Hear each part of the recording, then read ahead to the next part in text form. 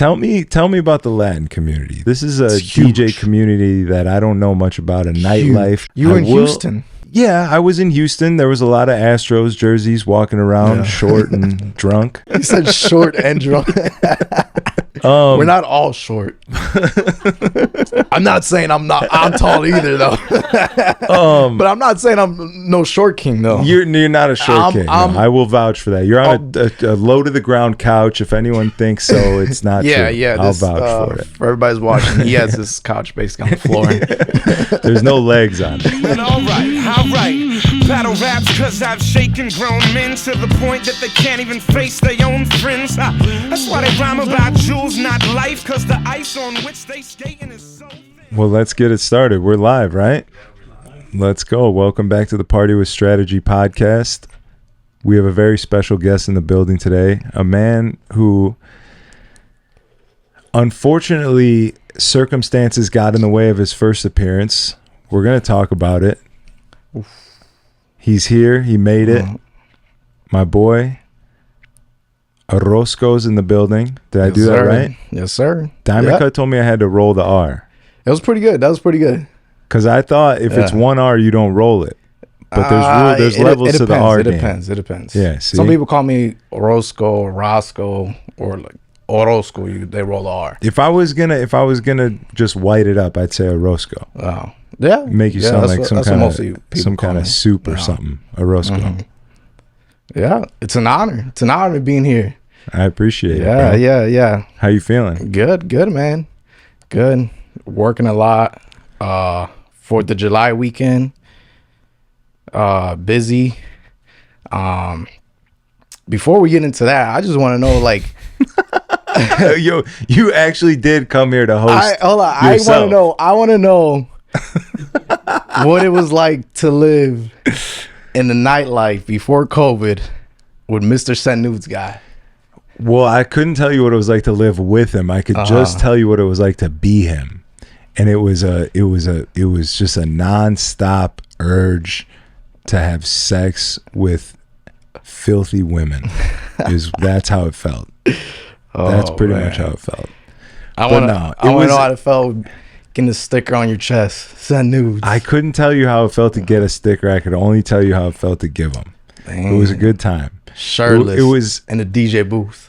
Yeah. That's coming back. Just a different version. It's coming back? Just like a more toned up version, you know? You know what I'm saying? Yeah. It was good, man. It's hard to compare the times because everything's so different now. I even personally feel different. I don't feel like doing those same things that I was doing, but it did, if I have to be honest, it felt like a better time. Yeah. It's just it's such a different time. Like, I hear those stories. Like, I do my homework. I hear those stories, and they're like, "Man, you ever, party with Strategy back in the day?" I was like, "Nah, I wasn't 21 at that time." So, how old are you? 24. You're 24. Yeah. So, were you like? Did you watch the Snapchat? What was going on? Like, tell me how deep you were. The Instagram. I would just see the Instagram, and I would just hear from. You weren't subscribed to the premium. No, you didn't know about that. I wish I was. I wish I was, man. And then everybody was like, "Yeah, Send Nudes. That's a new trend. That's a new trend." And then I had a buddy like, this DJ from Chicago started that, right? I was like, "Oh, damn, really?" So that's why, I did my homework. I like to learn, and the OGs back in the day, how I used to work and everything like that. Well, that's cool. I appreciate it. Yeah. I appreciate it. It feels like something that I would never say I'm ashamed of it. It was the best time ever, but it's every day. No regrets. No regrets. Absolutely no regrets. But every day that goes on, it just feels like I'm getting further from who I was at that time. So it's a weird thing. How old are you now? 35. You still got it going. Oh, I got it. I got a lot. I feel like I'm doing so much better now than I was then, but it felt, if you look at the numbers, like my Instagram back then, I had 70,000 followers. My Snapchat had 20,000 viewers. Like I had motherfuckers watching. I had numbers, bro. Me and Dolo were getting millions of views on Facebook videos. What about when you were in Houston? Was it like were you still doing the same thing, or was it like more? I was, yeah. I mean, like I went there, and then, you know, that was all I knew how to do, is be a DJ that does this like crazy party naked girl thing. Yeah. And that's the formula. That's all I knew. So I was doing it, but it didn't feel like I was enjoying it the way that I used to. So that's kind of where the whole I seen this picture one time happening. You in the bathtub. Was it you, or was it I feel like you took a bathtub picture and it was just like a bunch of beers on you or some shit like that. It's possible. I definitely He's like, I took as many naked photos as I possibly could, so you might have seen that. I don't remember doing. I'm not a beer guy, so I don't remember doing beers. It was like a bunch of drinks on you. Yeah, I don't know. It might not have been me. It might have been some other fat white guy with a beard, to be honest, because we're out here and, you know, we do look alike. Yeah. Could have been some other fucking playboy. That's true. But yeah, it's like I was saying, that I had the numbers. So the success at that time felt like, holy shit, this is working. It's happening. Like I'm doing it, whatever. And now I feel like I'm DJing better spots. I'm getting more money. I'm fucking locked in on a different level. I'm keeping this podcast afloat while also working a 4-night residency at Celeste, while also working on this other shit with Heavy and White Shadow, while also having a fiance, while like I'm firing on so many cylinders right now that it makes me feel like what I was doing back then was nothing. All I did back then was DJ, fuck bitches, drink, and sleep. No. So it's crazy because I have so much more. I'm only getting started. There's so many levels to this DJ shit. You think you're cracking the code at one point when you're 5, 6, 7 years in, and then you realize like, oh shit, this is just the first step. Like you think you've gotten so far, but then you come to realize like, oh fuck, I'm only scratching the surface. You gotta keep going. There's different versions of you that you have to birth. You know what I'm saying? That's a good way to. It's a good way to. I could agree all day. So yeah, it's definitely dope, but also it feels so far away. I used to love, like, there's thousands of hours. I mean, I had this conversation with my fiance. I was like, you understand that if we get married, there's an absolute chance that 5 years from now, some video comes up of me on the internet talking about how I hate women and I'll never marry one and they're all fucking whores and like blah, blah, blah. And she's okay with it. I mean, I don't know. I mean, yes, she's okay with it. She was like, yes, I'm prepared to deal with it. I was like, all right, I just got to You told her, hey, you got to be all in for it. Exactly, 100%. Like, I mean, I fucking sat here. I could only sit in front of a camera and talk about what I actually feel. And over the course of the last 10 years that I have been doing this, I have had different feelings, you know, but like all those videos still exist. Yeah. Did she know you back then? Like I met her 5 years ago. Yeah. So she met me at like 2019 was kind of, I wasn't necessarily doing send nudes at that time. I had switched at one point to doing my sticker that was my logo that was shaped like a dick. It was a dicker. I did see that. So that time you were only half the shirt was unbuttoned at that time. I was definitely, you were full. I was definitely in a better, I was like losing weight and I was working out and I was just discovering like fucking smoking weed and like being healthy and getting away from the partying. That was me trying to figure out how to keep doing what I was doing, but like in a healthier way, which worked for sure. I mean, I lost a bunch of weight. I fucking started eating healthier, whatever, caring about how I'm feeling, but I was still doing the fucking naked girls in the club thing. So she knew about it back then and watched from then till now what I was up to, which was just bad things, you know. I really wonder in her head is like, that's gonna be my fiance one day. Yeah, no, I don't think she ever thought that once in her life. But I convinced her. I convinced her. I tricked her. Yeah, no, I'm kidding. Yeah, no, that's good. That's good, man. I've been trying to go to Celeste because on a Thursday. What days are you? Thursday, Wednesday, Thursday, Friday, Thursday? Saturday. Oh shit, the whole week, huh? The whole weekend. Okay. Yeah. I might stop by. Maybe I get an early set or a late set. I'll stop by. Have you ever been? Yeah. I've done Wednesdays with Cedeno. Yeah, it's great. Love it. Such a dope vibe. Yeah, that party is dope. Yeah. And because I do more of the Latin EDM house, Afro house, and people love it. Yeah, everybody loves it. Yeah. It's nice in there. It's good. I love the garden. Yeah. Yeah. So what I mean, you said you had a busy weekend, 4th of July. I do want to talk about that, absolutely. I do want to touch on the Mellow Bucks massacre because we got to talk about that. We're fresh off of that, and I wouldn't be fulfilling my duties if we didn't at least speak on it. No. You know what I'm saying? But also, I want to know, you obviously know all about me and my career thus far, and I appreciate that. Thank you. But what's up with you? Like, how'd you get into the game? Where are you from? What? I'm from the suburbs. Okay. I started doing house parties. Which burb?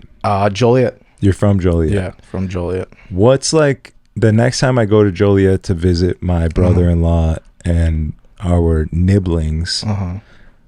Where do I need to eat? What's the spot? What do I need to see? Is there Mexican one food? Yeah, who doesn't like Mexican food, bro? Have you ever met anyone that doesn't like Mexican food? There's a lot of great spots, to be honest. There's a lot of great spots. In Joliet, I mean, I don't. Give me some, even if it's not a food spot. Give me what does Joliet have that's worth driving all the way out there for, other than family? I'm trying to think off the top of my head. He's like, no. I'm trying to think off the top of my head. I'm like, man, I don't know. All right. We'll come back to it. We'll come back. I'll think about it. We'll come back to it.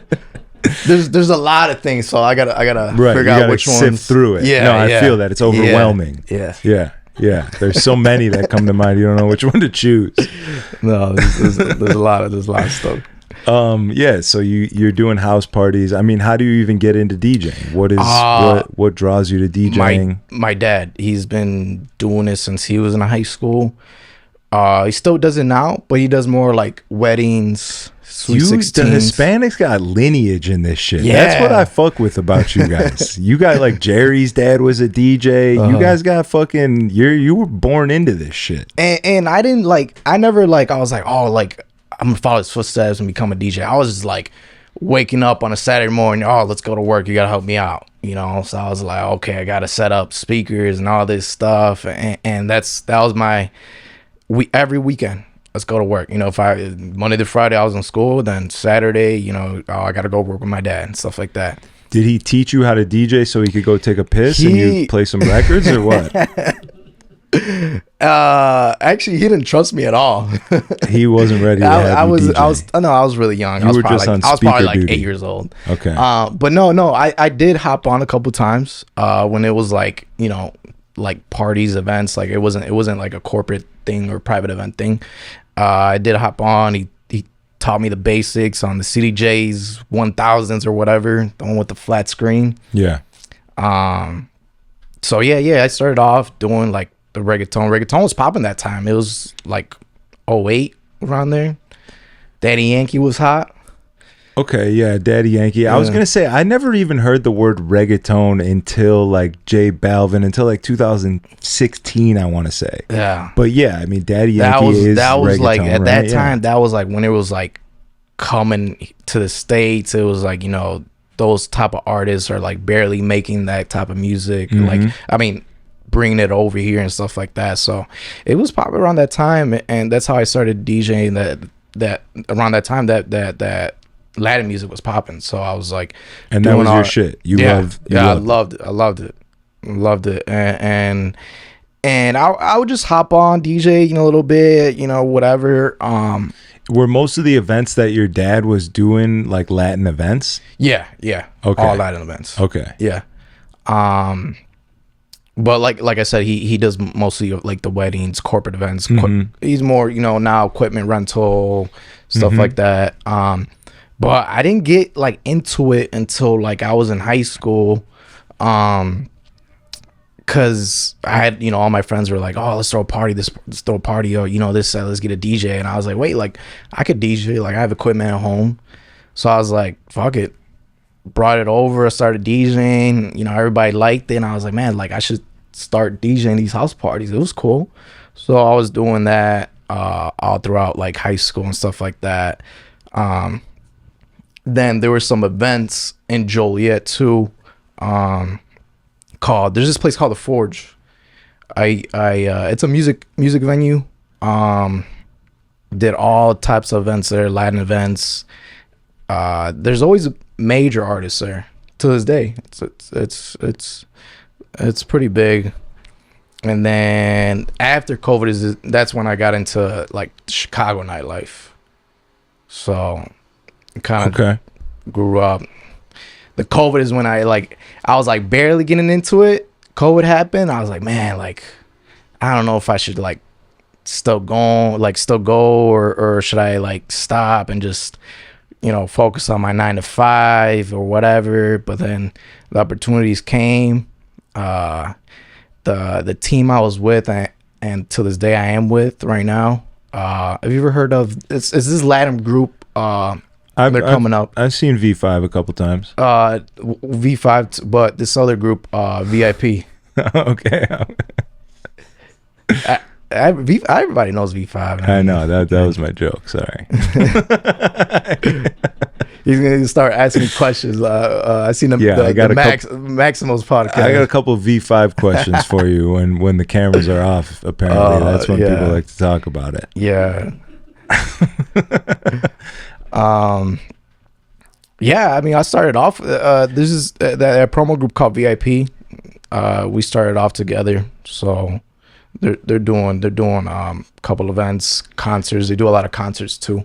So when these guys were just starting is when you were just starting, and you've been working with them, and they're part of your team. Right. I mean, you guys are. Yeah. I mean, like I DJ, all different clubs, different like promoters and stuff like that. But with VIP too, I work really well with them. I'm their. You could say they're number one DJ. So like I just whenever they have the concerts, events, stuff like that. I usually I'm always working with them. Great guys, great young guys around my age too. So, but yeah, after COVID, got into the scene more. Shout out to Gordo, put me on, trusted me. Always shout to Gordo. Yeah. But okay, how do you even meet Gordo? Or like when you're thinking, when you take the leap, when you have the decision, do I lean into the DJing thing or do I do my 9 to 5? I have these opportunities. Well, like, what's your vision at that point? What's your goal? It was, I think I want to say 2022 is when I quit my 9 to 5. Because that was a time VIP was doing a couple tours, like national tours. And I was like, fuck, I can't get these days off my job like every weekend. So, I loaded up my schedule to a point where like, all right, I could work with this. I'm set. I got a plan B just in case, if I have to go back and all that. 2022 in the summertime, that's when I put my 2 weeks in, went all out. And what's your goal at that point? What's your vision? I'm going to be the biggest nightclub DJ in the city of Chicago. I want to do festivals. Right. I want to DJ for an artist. Like, what are you thinking at that time? I was just like, I'm going whatever, club DJing. I want to get all into the club DJing. I was traveling a lot, and I really wanted to travel to different nightclubs, like in different cities. So at that time, like, I was DJing in LA. I DJ in LA a lot. Through Houston. VIP, like Through they were VIP. doing an event Through VIP, there. half of them they brought you on as a half DJ. of them were through VIP, and then half of them like I got booked because I work really well with the resident DJs at those clubs, and sometimes I'll even like bring them out here too. Right. So yeah. It's called gig swapping. Yeah.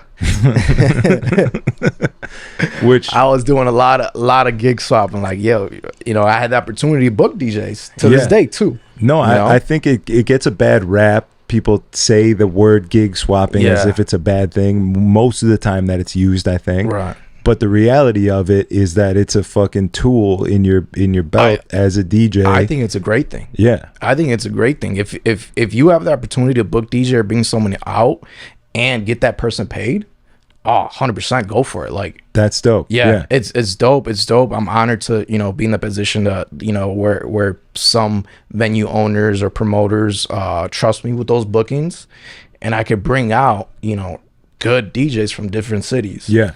So yeah, I'm pretty sure we might have been in Houston around the same time.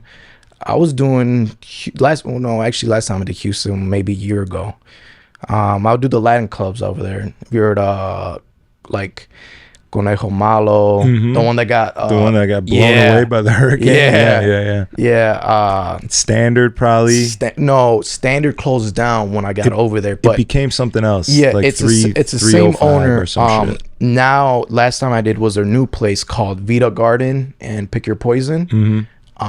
Great spots, man. That Vita Gardens. I don't know if have you been there? I haven't been. No. Oh, it's great. It's like outdoor. Standard was honestly always one of my most favorite spots in Houston because everything in there felt like the owner fucking did it himself. It looked that way in a good way, not in a bad way. Like, you could say that about a place and be like, damn, it looks like this motherfucker their time did it to himself. like put effort in it. Right. Where people could have fun. He did it himself, but he did it dope. And I always felt that in there, and I was like, this place is tight. It feels like somebody's passion project. It feels like I'm getting to I might be wrong. experience. I'm not sure if they're the same owner or not the same owner, but I might be wrong. I'm not totally sure, but that's all right. Yeah, that Vita Garden place is dope. That owner just opened up another one. But I love Houston. Yeah, me too. It's one of my favorite places to go. It's crazy. It's wild, man. I love it. Every time I get there, they're like, hey, you know, I was like, can I get some drinks, whatever? Oh no, how many bottles? Dude, bring out like 5 bottles. Boom. Yeah, you get a couple bottles in Houston, and you get to smoke blunts in the club, and you get to smoke hookahs in the club, which is actually the best part about Houston. Yeah, I'm a big hookah guy. I love. That's why I go into Houston a lot. Yeah, I love the hookah lounges they have. Well, over I there saw too. you're DJing in Milwaukee soon, and then you could smoke hookah in Milwaukee. That was always one of my favorite things. At ripping Bodega. a hookah at Lucid. Yeah. My bodega. Yeah, they already know. They got my hookah right next to the in the DJ booth. I love it.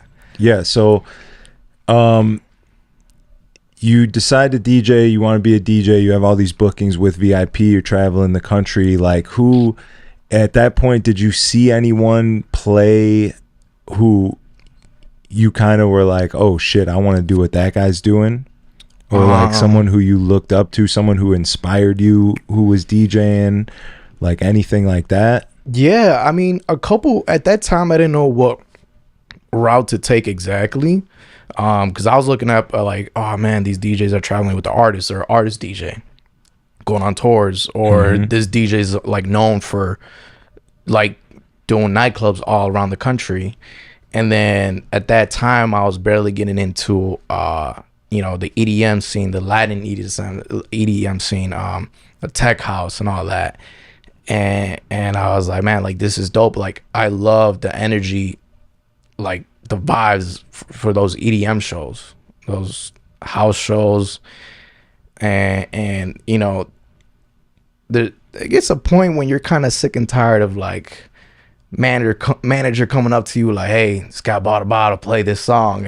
You know what I mean? So I feel you. Yeah, and I kind of tapped more into the house scene more. Like a show more than just a nightclub. Yeah, more of the show. Because I've done a couple EDM artists too. Probably the biggest one, maybe like Shaq, DJ Diesel. Yeah, what'd you do for him? I opened up for him. Oh, dope. Yeah. Where at? In Fort Wayne, Indiana. It was like a festival? No, it was a music venue. Okay, dope. Yeah. So VIP booked, they put that show together? Yeah, they were part of the show. Okay. And then the owner there, I work with him really well. Great guy. Yeah, so I've done those shows are dope. When you open up for Shaq, because until I was absolutely shocked that you just said Shaq. Yeah. This whole time up until now, we've been talking reggaeton and Latin house and shit. Dude, what the fuck did you play before Shaq? I've done everything. like I've I do a little bit of everything. I'm open format. But I love my EDM show. Shaq was a little bit different because Shaq plays like heavy. He plays like dubstep. Yeah, heavy. So do you have to go and research dubstep, or do you know anything about it? Yeah, I did my research. My set was only like 30 minutes. Right. So I did my research. Same thing because I did that place. I did a couple people. I did like Pauly D. Pauly D was there. Pauly D's more open format. What other show? Dylan Francis was there too. This Latin EDM group that just came back called Tribal Monterrey. Me and Max actually both DJ there. Oh, is that? I think that was recent. I saw that. Yeah. I remember seeing that was during Sueños weekend. Yeah. Okay. Dope. Yeah, I remember seeing the photos from there. It looked dope. Yeah. So I done, I love doing those shows. And then this year I have North Coast Festival coming up. Nice. That one's gonna be sick. Have you played any of the Chicago festivals so far? Just Sueños. Sueños was this year. You did this year. Yeah. How was it? It was good. It was dope because they put. They really don't bring local talent, but this year they had a specific stage for local talent. That's dope. They put DJs and Mexican bands. So it was like, because they had multiple stages this year. So it was cool. Good experience. Tight. Yeah. That's dope. But I wanted to ask more about like what. So I asked you that question about when you came to the fork in the road of going full-time DJ, like what was the vision? And if it felt like you didn't even know at the time, but you just know you want to DJ, which is completely fine. Mm-hmm. Some people don't have a vision, a goal set at certain points, whatever. At this point, now that you're a couple years in the game, you've obviously got some traction. You're playing around the city more.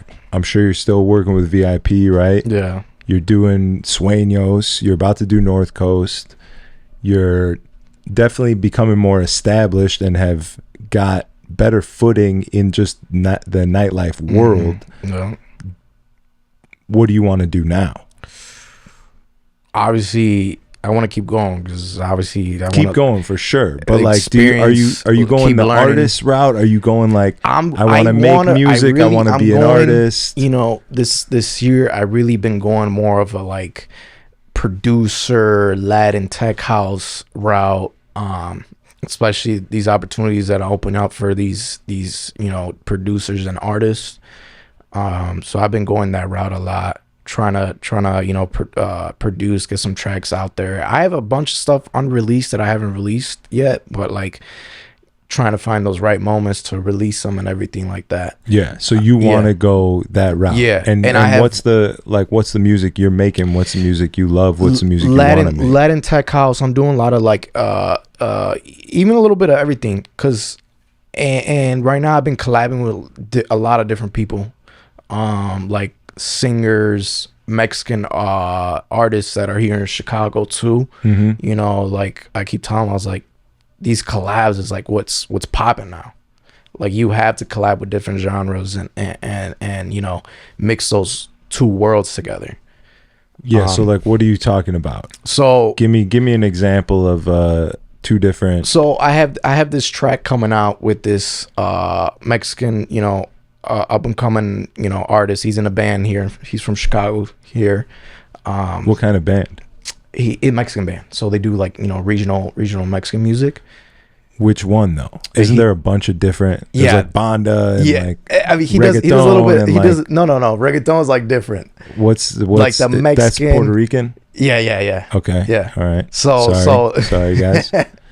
So like the Mexican is more like, there's different kinds of Mexican too. So there's like all sorts of different music. There's so much shit. That's why I'm like, I'm trying to think. Yeah. You're telling me you're taking him and then you're gonna say like you put him with this, but I want to even understand what this is.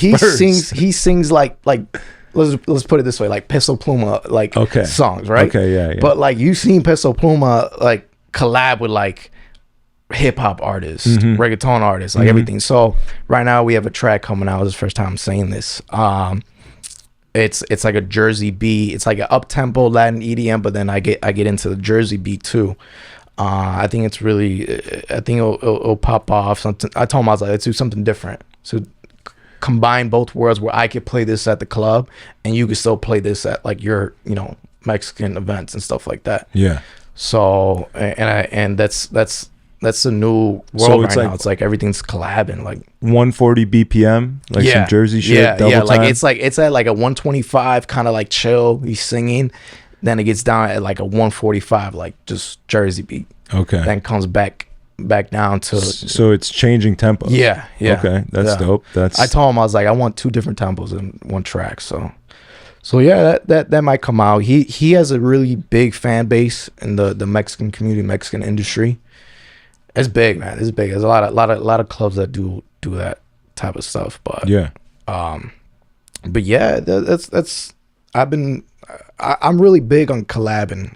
Collab is good. I like that. One of the first things you said is that you said me and my team, somebody that's got like a good team and is working with other people. And everybody's accomplishing goals and everyone's moving forward together at the same time, but also helping each other out. Like that absolutely seems to be you gotta have a team, man. You gotta have someone else.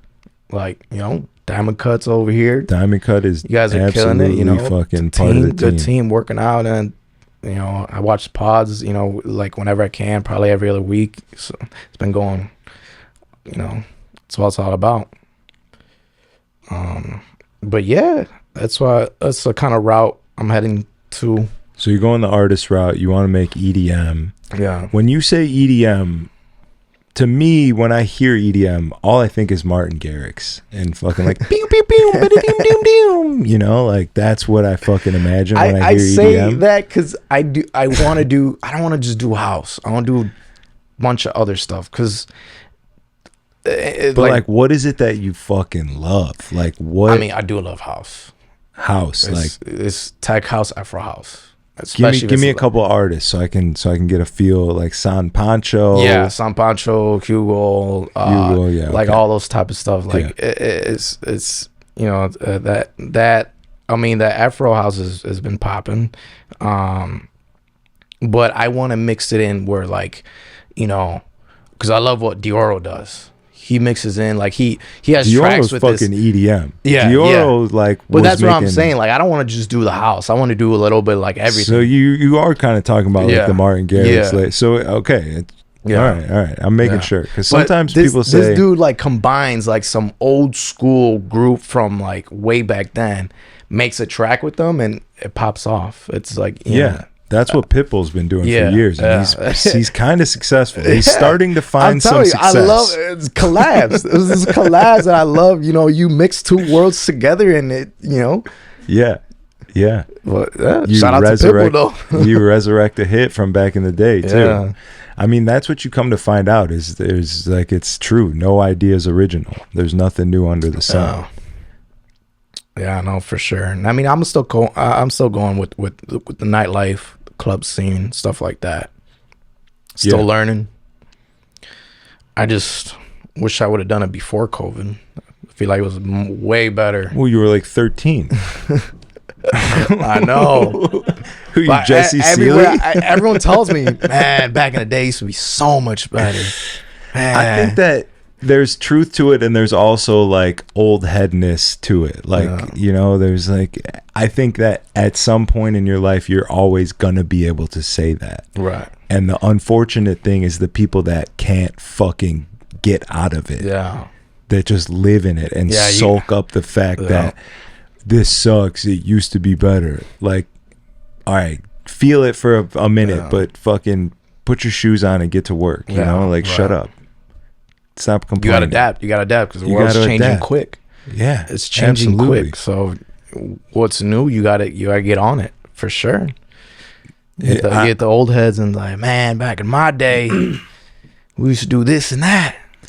See, I feel that because if I walk into a traditional nightclub right now, I'll feel like, damn, this is kind of I don't love this. And it used to feel so much better. Bottle Blonde, Underground, Paris the Club, Mid. I hear a lot about the Mid. Like all those spots were fucking sick. And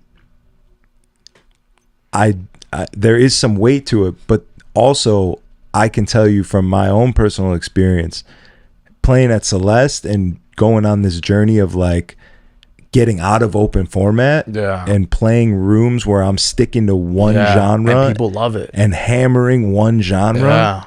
People love it. I'm also fucking loving it. So for me, I feel like I'm what I was part of with Bottle Blonde back then, I feel like I'm currently part of right now at Celeste. I love that scene because people are there to go see the DJ, see what he plays, see what like the vibes, like the music like involved. Like, you know, you go to these open format clubs, like people go there and like just because it's popping or oh, we're gonna pop some bottles and I want this song to be played, you know. But you go to rooms like Celeste and you know, like I love that other place, Kashmir.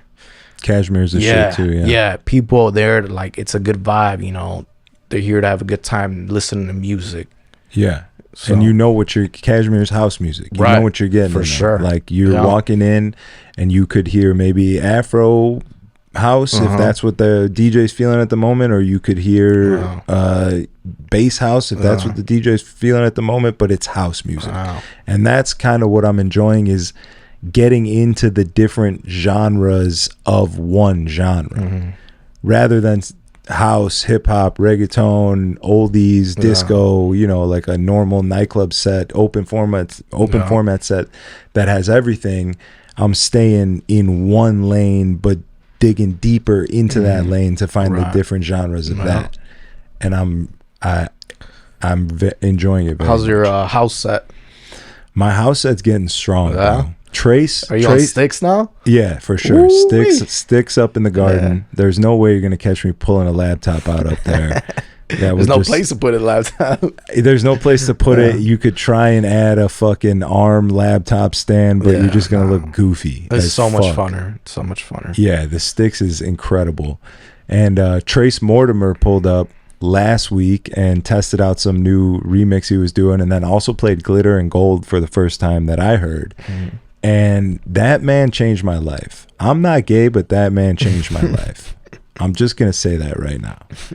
The way that this dude was DJing house music was not like what I've ever seen before. It's all about the groove. It's all about the groove, but also he was taking the bass out at parts that had bass and adding his own little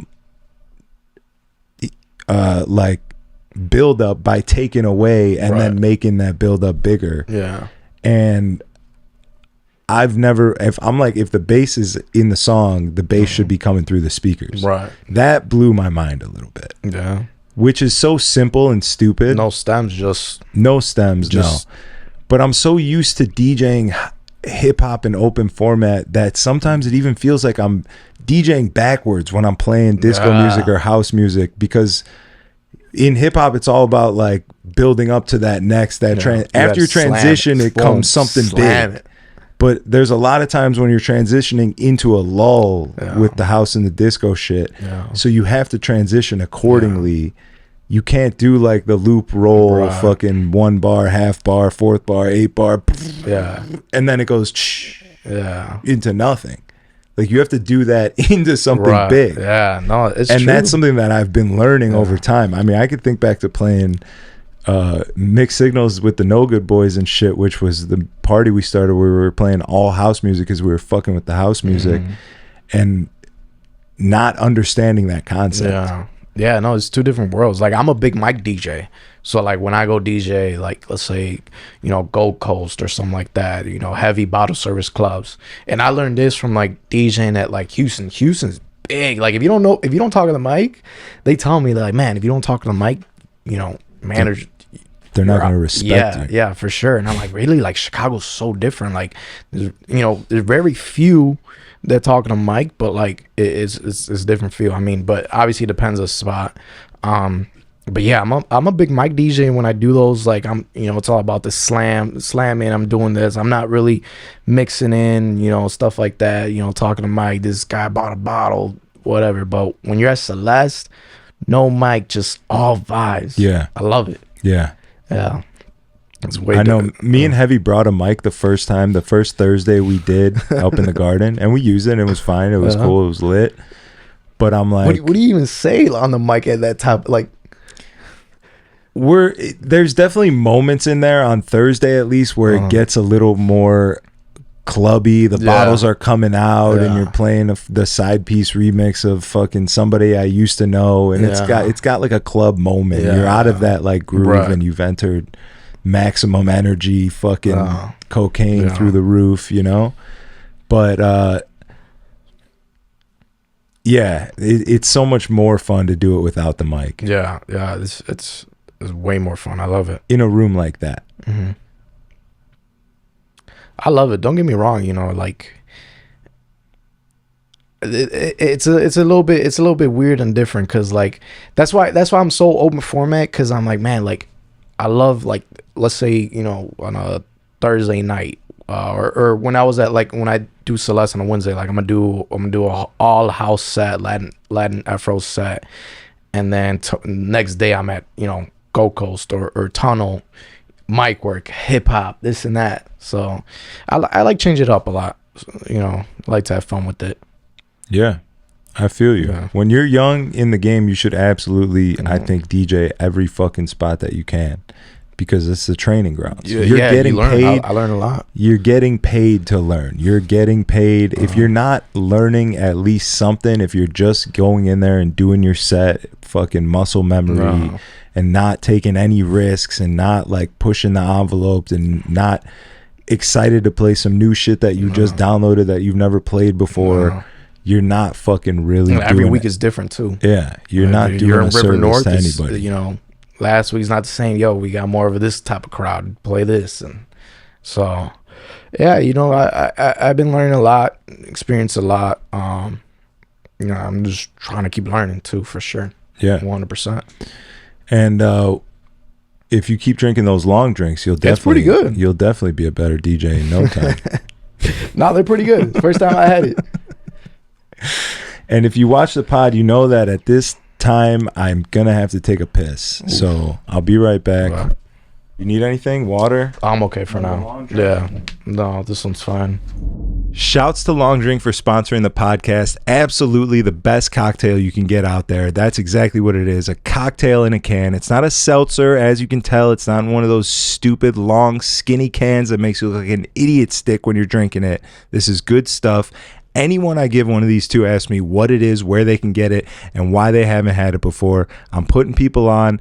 You guys are next. Thank you for watching. Enjoy the program. Go to your local liquor store. Target's got them. Wherever you can. Grab a long drink today. Enjoy. Watch the pod. Let's get back to it. Thank you.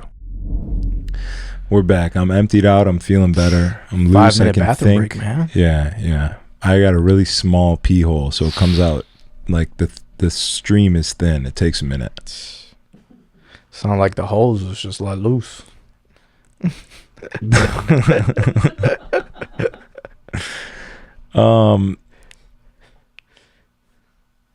You want to be an EDM Latin artist, a Latin EDM artist.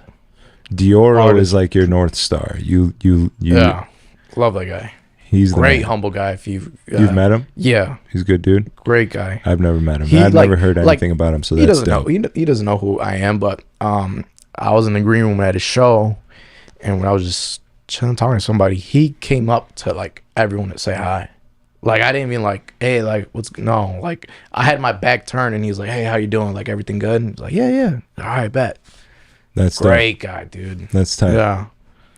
That's tight. Yeah, he is the man. I remember ripping Dioro tracks at El Jefe Sunday Funday back in 2015. Oof. How was that Jefe back in the day?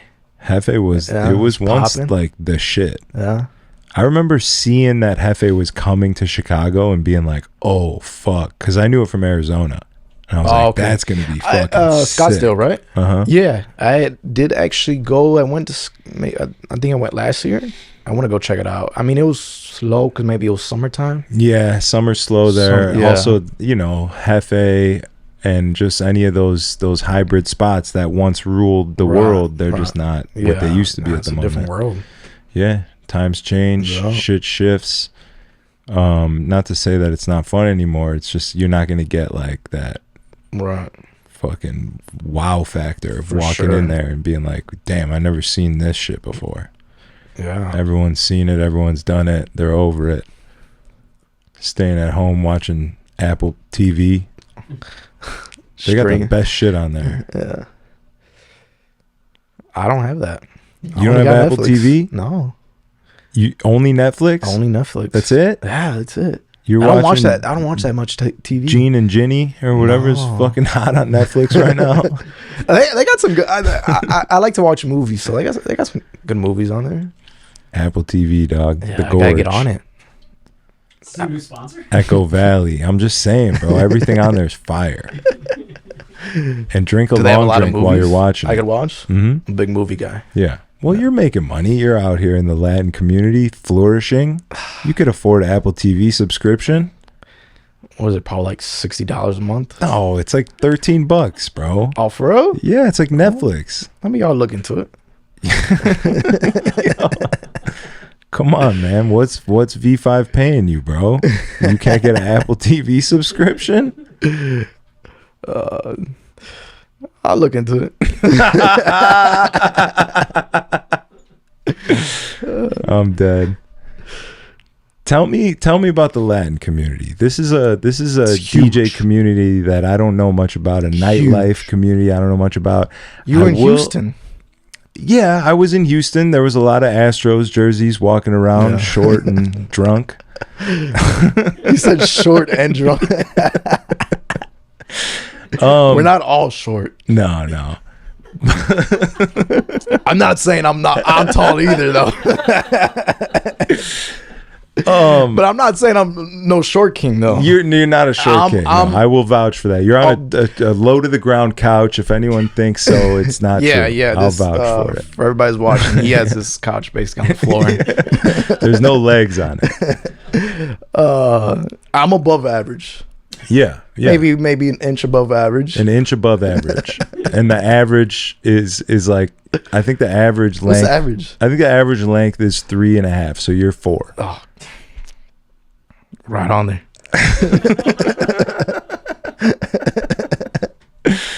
No, I want to know what's going on in Latin nightlife. I've never played a V5 event. I've definitely DJed at Gold Coast Social before and Tunnel and places that they all throw parties at and promote at and all this and that. But like, I remember back in the day when Mauricio was doing his party at Time. That's abuelo. Call him abuelo. That's your grandfather? I don't even call him Tio anymore. Yeah, he's moved on. He's transcended. He's next level. Yeah. He's the super OG. Yeah. He still looks good though. Absolutely. He still looks fucking good. God damn it. However old he is, I want to look like that when I'm fucking 50. Probably better shape than me right now. Yeah, absolutely. I could tell you for a fact he's in better shape than both of us.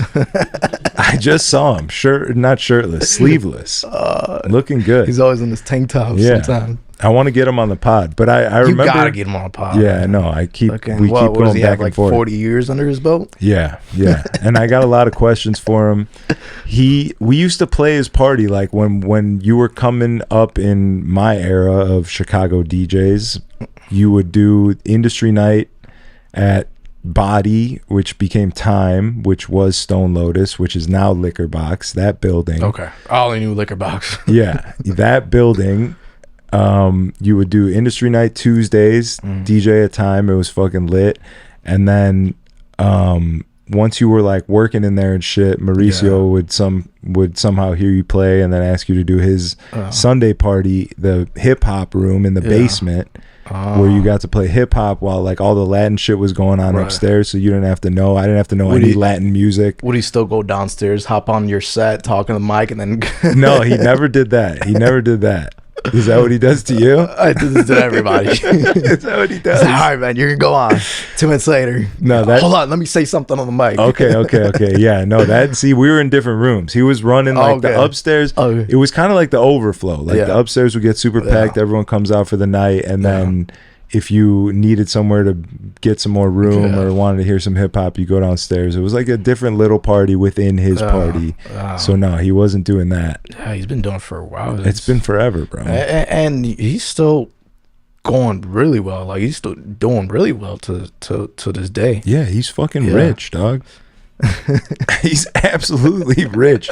When you throw the longest lasting, best Latin party in Mr. Sunday fucking city, in a big ass city, you're rich. Yeah. He's popping. He's popping. And if he's not, he's fucking up. But I know he's not. You know what I'm saying?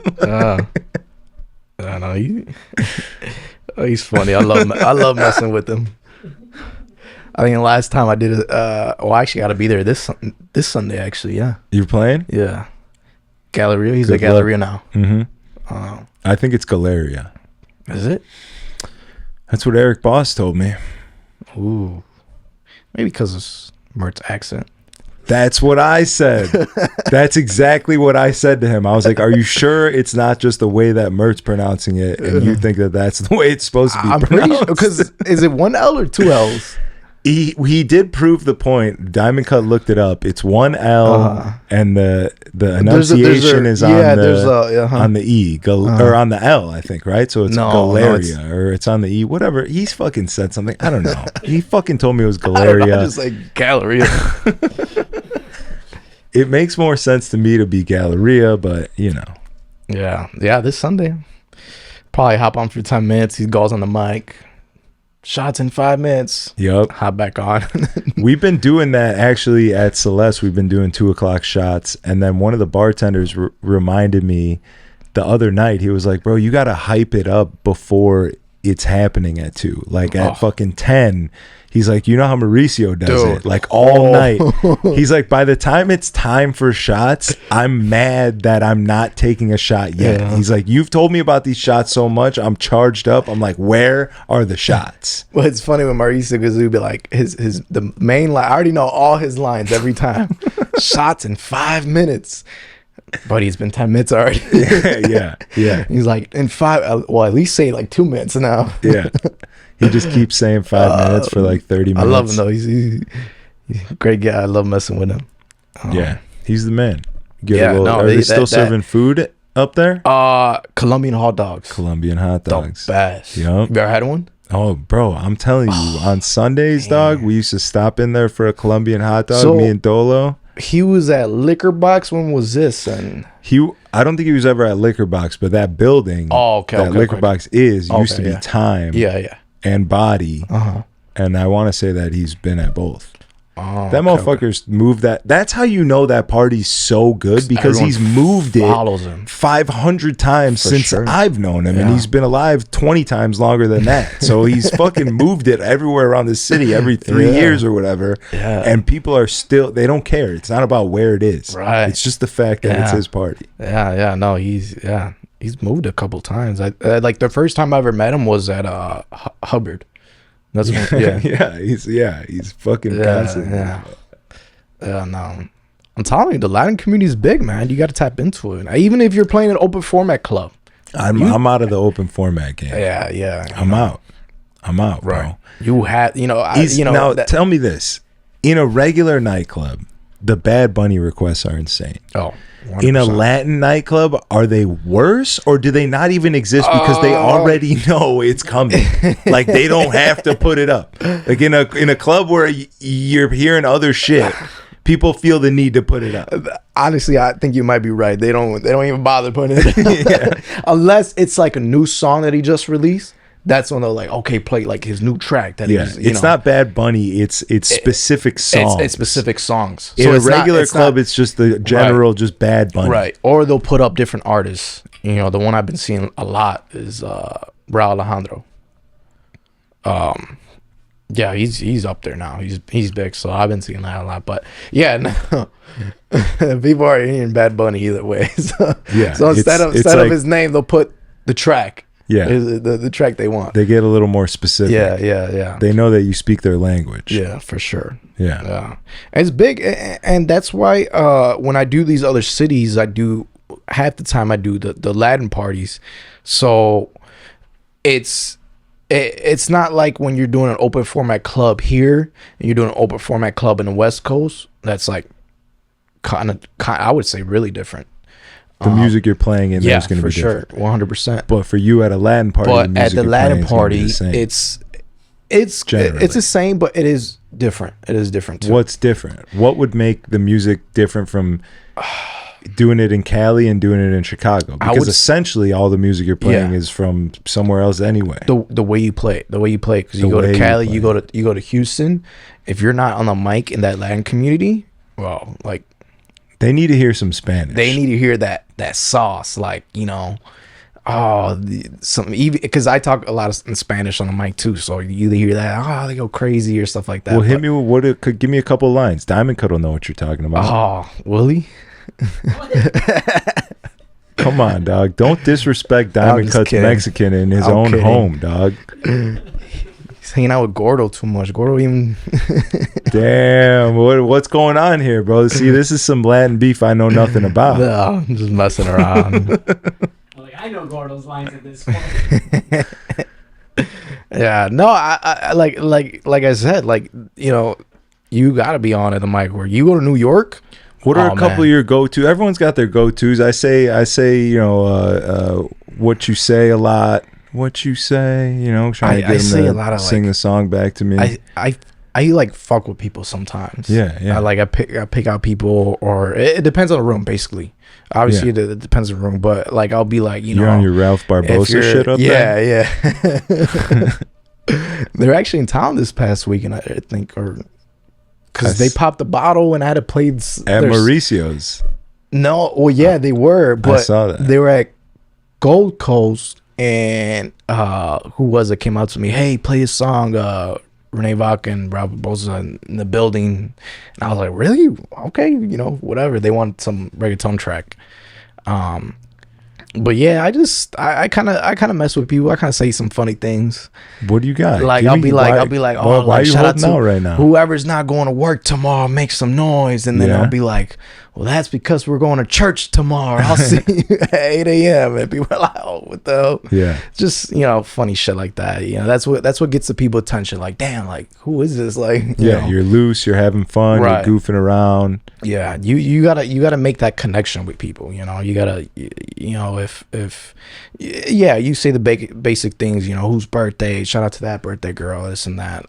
You know, have those lines, but I try to switch it up a lot. Is there ever a circumstance where you read the room and you decide that there's certain type of Latin music that you can't play, or an artist or something like that? You know, like, is there beefs within the Latin community? If there's a bunch of Puerto Rican people in there, does that mean that you can't play a certain Mexican artist? Like, is there 100%? What's the dynamic? No, like, there's no beef, but like, I'll go to New York and it's really Dominican and Puerto Rican based. It's less Mexican. So like when I talk to a lot of DJs out there and they're like, yo, like, what are some good Mexican tracks? I really don't know. I just play the basic stuff. They're playing some shit downstairs right now, actually. At first I thought he went let one loose on the I was like, dude, there's no way. No, they got the accordion down there, bro. We got a Diamond Cuts. Studio the building downstairs? Yeah. Damn. Yeah. You got a whole company working down here? Just two Polish guys. Celeste's paying you.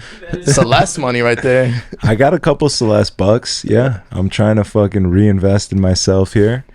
When you get the money, that's the difference between really fucking leveling up and not is blowing it on some dumb material shit or reinvesting it into what the fuck you're doing. Stickers. Yeah. Well, the stickers was a big reinvestment. A large reinvestment. Yeah. No, like I said, like it's different. It's different. Like that area is really heavy Dominican, Puerto Rican based. So it's more like reggaeton. You come to Chicago. I mean, Chicago has everything though.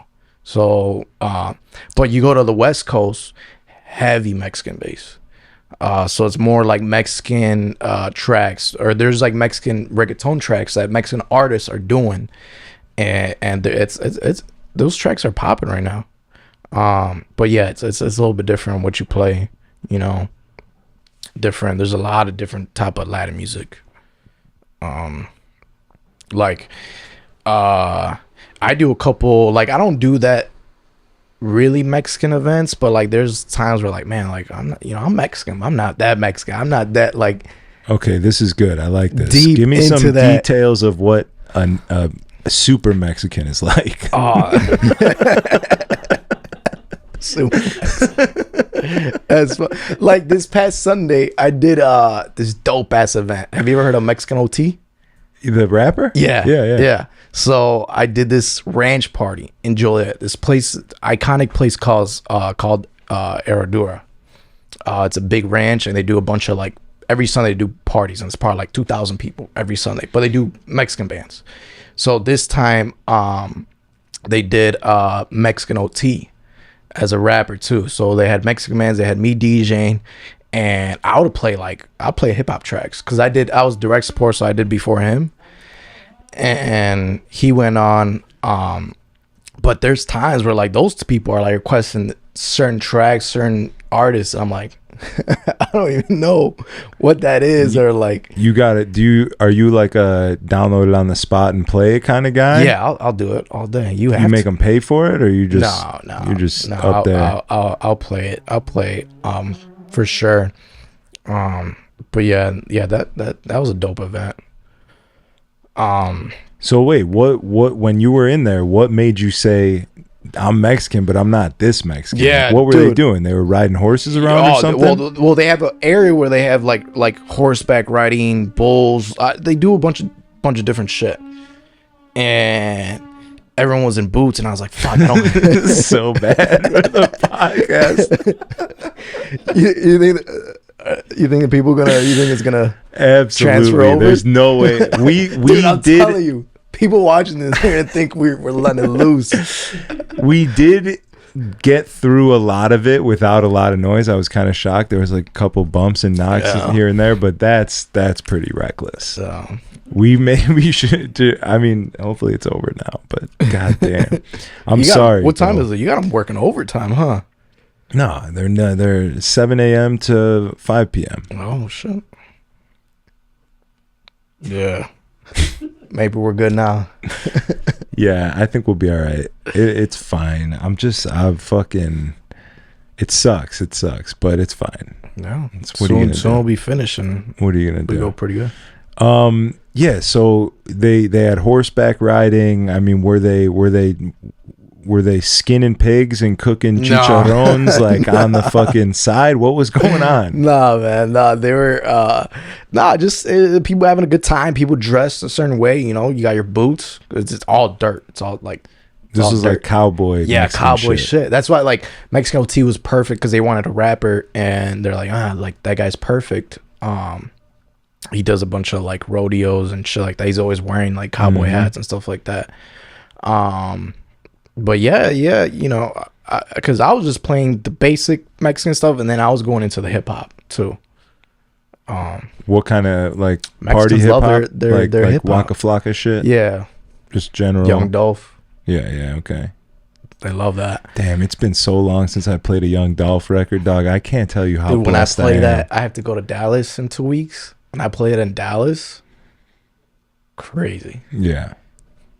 Do you ever feel like you've taken the people too far and it's getting dangerous because they're getting so rowdy? Well, I only do it like certain place, like certain you know places I do it. Like that event, you know, they're like, you know, all for it, go for it. They're here to see the artists, and it was good. It was good. No fights. Even though it was like outdoor event, 2,000 people, everyone just drinking, all that. It was dope, So That's tight. yeah, It was not a Mellow Bucks album release party. No. That's very sad. What happened? You played this whole weekend in Chicago, right? Yeah. 4th of July weekend. Thursday through Sunday. And obviously that happened on Wednesday. And I touched on this for a second on the Patreon episode that I just recorded, but if you're watching this, came out last week. I was expecting it on Thursday night and throughout the entire weekend to feel a little bit off. Like that was a big fucking thing. That's what I was worried. A lot of people were shot, which is fucking insane. And 4 people died. I think it was 14 shot, 4 dead. I think it was like 17 or 18 shot. That's nuts. That's a lot of people. That's fucking insane. It was a drive-by. It was insane. It's fucking sad. There's nothing good about it. So absolutely, I was expecting Thursday night to be popping because it was the holiday weekend. Everyone's off on the Friday, the 5th. But I just felt like everyone was going to be out, but there was going to be a weird tingle in the air. Yeah. But there wasn't. Did you experience that at all? No, people were out. It was just out and full-blown party. Yeah, I was at Thursday. I was at Tunnel. Yeah, people were waiting in line. People were out. It didn't feel and I asked people around me, like, or a couple industry people, hey, like, do you feel like, no, man, everyone's I feel like everyone's just Chicago, like, what, it's crazy that, and this is what I brought up on the other pod, is that it's insane for something like that to happen, and then the next day it to just be like, it's normal, whatever. It's becoming so reoccurring that it feels normal at this and it's point. not like the people didn't see it. It was everywhere.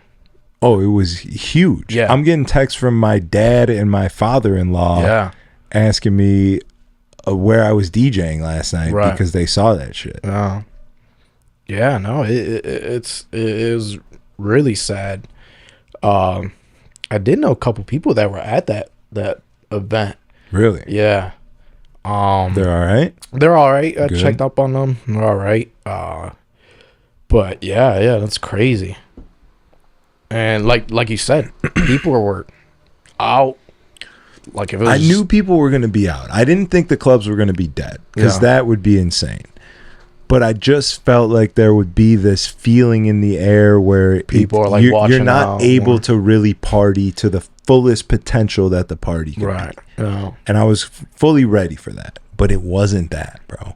No. Which obviously was good for the night, good for business, good for just, morale in general, but also a little terrifying that such an event wouldn't have that effect on the city 1 day later, less than 24 hours later. Yeah, that's true. That's something we need to be a little more concerned with. It's becoming too normal. It's getting too I was telling Diamond Cut, like, there's so many excuses I can make to myself on why I feel like that happened over there when it wasn't really over there. It was down the street fucking where you work down the street, couple blocks from me.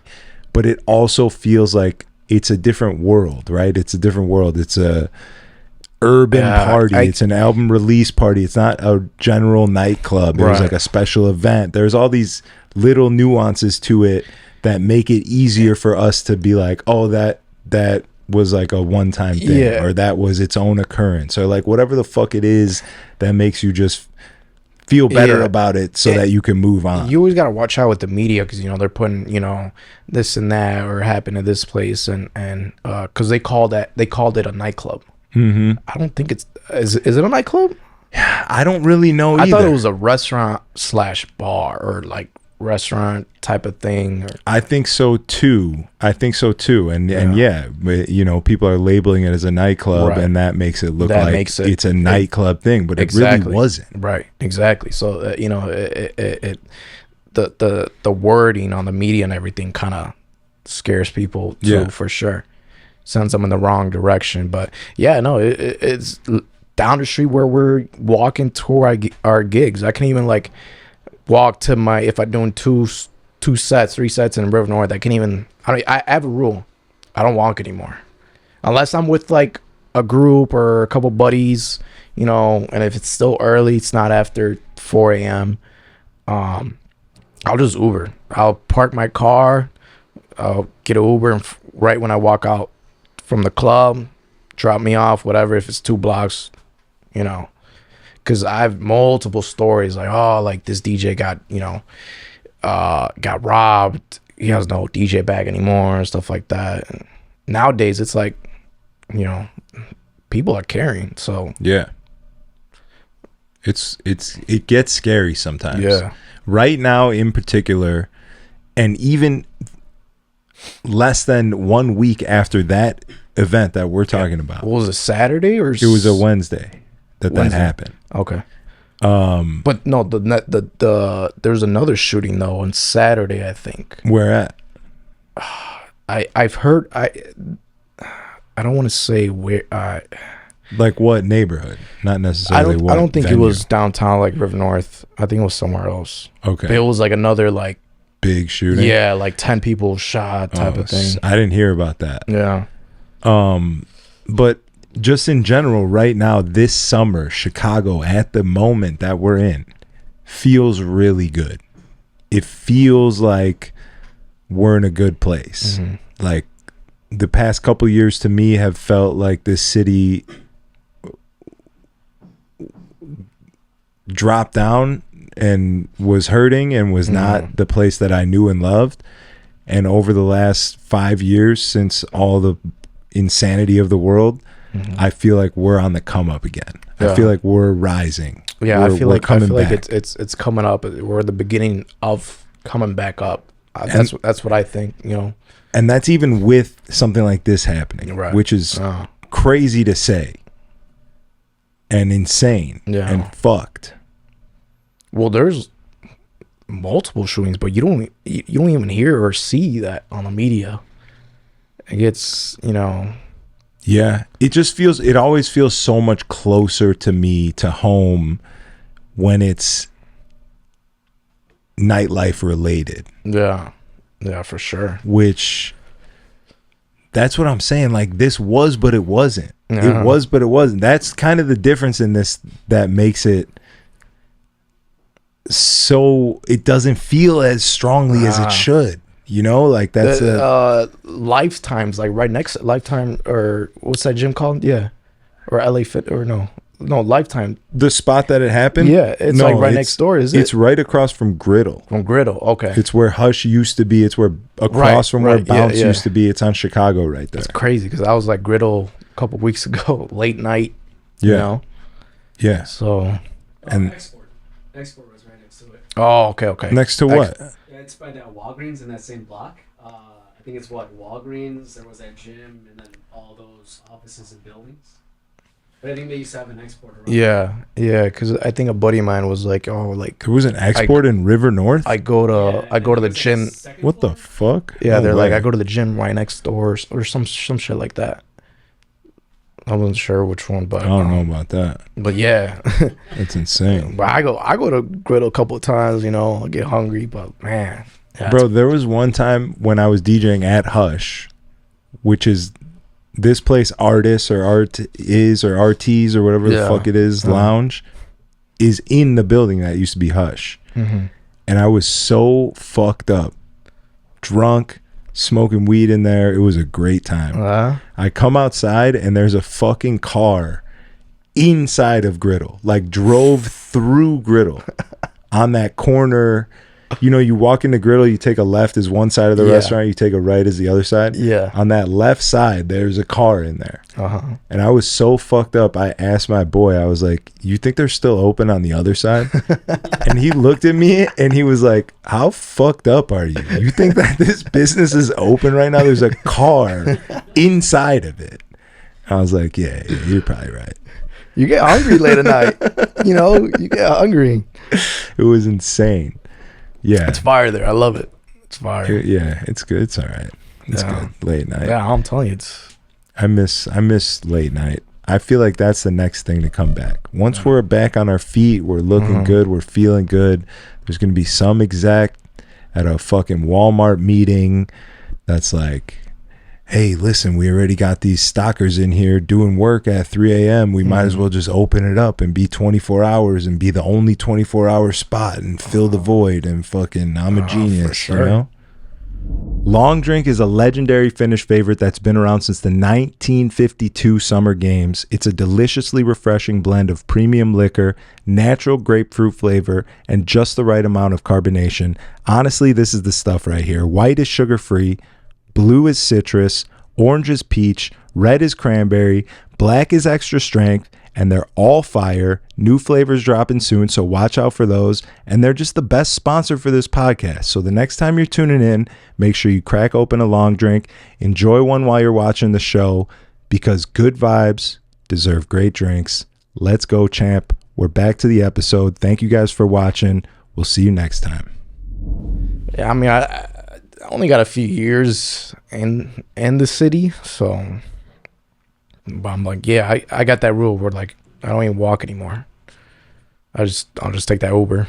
Yeah, that's a good rule. Plus, rule. I hate walking too. That's a good rule. That's a good rule. I'm not mad at that. I used to walk to work. I used to live on like Diversey and Clark, which I don't. You probably don't know the city like that, but it was a good couple miles. And I used to just walk to work and walk home. I fucking love walking. How many miles? It had to be 2, maybe 3 tops, but probably 2. It's not bad. Yeah. Walk past the Wiener Circle. You ever been over there? No, never been to Wiener Circle. You got to hit Wiener Circle What one is of these that? days. It's a famous Chicago food spot where they are kind of assholes to you, but like it's on purpose? Funny. On purpose, yeah, for sure. Like you walk in there and they'll be like, what you want, little dick motherfucker? You know, like one of those places. Is it the place where they got the bags and like they write shit? No, that's Dick's Last Resort. Oh, okay. Which is like they write mean things on there, but they're like, yeah, it's the same kind of thing. But Wiener Circle feels more real because it's not like a corporate thing. Like they actually hired assholes. Yeah, it is fun. But if you took one of your friends there that didn't know what was going on, they'd be like, yo, what the fuck? Like they'd be a little shook. Yeah, you know? yeah. You gotta walk in like knowing, you know. You gotta know what's up. Yeah. But it's a good place. And then for their specialty is a chocolate shake. Oof. And if you go there and you order a chocolate shake, what do they do? They say $20 cash. And if you give them $20 cash, Poochie will come over and shake her black titties at you. And they have a whole song that goes along with it. No, they flash the lights, they bang on the fucking counters, they sing the song. Damn. You get a chocolate shake. What is that? It's $20.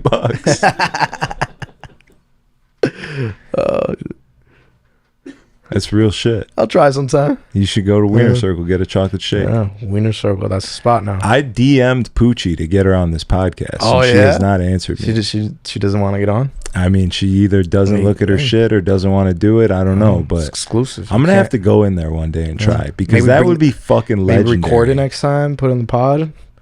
The chocolate shake? Yeah. That's the old me. Right? That's the old me. Yeah. That's the old me. That would be backsliding, I think they call that. But it would be legendary to have Poochie from Wiener Circle on the podcast. That's funny. It's a goddamn Chicago podcast, baby. Yeah, it's a good time. That's funny. Should we wrap it? How you feeling? Good, pretty good. You good? Did you Did you get everything out that you felt like you wanted to? I think so. You got all your interview. Those were the only questions you had for me. And your little interview that I did. Were we in Houston around the same time when I was up? I'd go a lot. Maybe. You said 2022? 2023 maybe. I came back here in October of 2023. Was Conejo Malo still up? I think it may have just been brand new around that time. Or I think it was around when I was in Houston shortly, because I remember they built that downtown and like my whole time in Houston from 2020 to 2023, nobody was partying downtown. Oh, Midtown.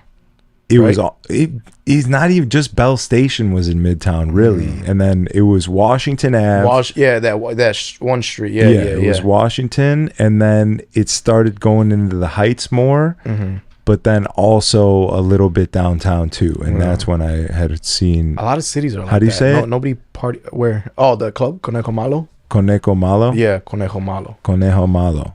Basically, Bad Bunny. That's what it translates. Bad Bunny. Yeah, that's when I saw that. But no, I think I was already probably back here. Were you there during that hurricane or no? No, I remember seeing videos of that. I was definitely here and laughing at everyone in Houston. I mean, checking up on my boys in Houston. Yeah. Nah. It's an honor bringing me here. No, I appreciate you. You're a good dude. I like you. You can speak into a microphone well. I tried to. I'm a really shy guy, to be honest. I'm a shy guy. When people come up to me, I suck at small talk. Yeah, but you're doing your thing. You're crushing the scene right now. Yeah. I like that you're working with a events promotion company, because like doing your own events and being part of events outside of the club seems like the biggest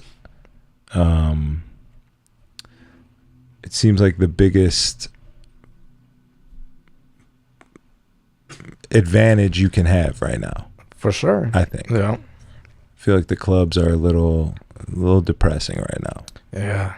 It's not the same how it used to be back in the day, right? Exactly. Exactly. Yeah. Man, I wish I was in that scene at that time.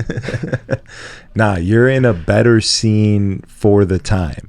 There's nothing you could do about the time that you're in. So if you're in this time, you got to go for what's the shit. Right. At that time, the clubs were the shit. For sure. At this time, other things are popping, and I feel like I feel like this is my opinion, but now it's all about like those curated parties. Yeah, exactly. And I feel like that came from the West Coast. Is really big on that. A lot of curated parties, a lot of DJ curated parties over there. Yeah, like the Do-Over came out of the West Coast, and that was those, I feel like for me that was one of the first like parties I had seen somebody throwing, and a lot of outdoor people want to be outdoors during the day. Nobody wants to party late night anymore. It's changing really quick. It's changing. You know, people want to be on a rooftop, people want to party on a boat. But yeah, you're here to provide it for them. For sure. You and VIP 100%. Entertainment. What is it? What? VIP? VIP, just VIP? For what? The name of their company. Oh, that I usually work with. Yeah. VIP. Just VIP. Not like VIP parties, just VIP. Well, they're promotions. Called VIP music. Music. Okay. Yeah. There you go. Yeah. Just want to plug them up right. You know what I'm saying? For sure. People going to VIP.com, they're fucking, I don't even know. They're getting a limo service or something. When they should be at Rendezvous Limousine Services. Shout out to them. For sure. Yeah. But yeah, thanks for joining me. Thank you guys for watching. I appreciate it. If you're on the YouTube, like the channel, hit the like button, subscribe, drop a comment, algorithm activating activity. Let's go, champ. We'll see you next time. Peace. Well, all right. Battle raps cause I've shaken grown men to the point that they can't even face their own friends. That's why they rhyme about jewels, not life, cause the ice on which they skating is so thin. That's what I love about the human soul. It'll usually show when the truth ain't told. Use a lie.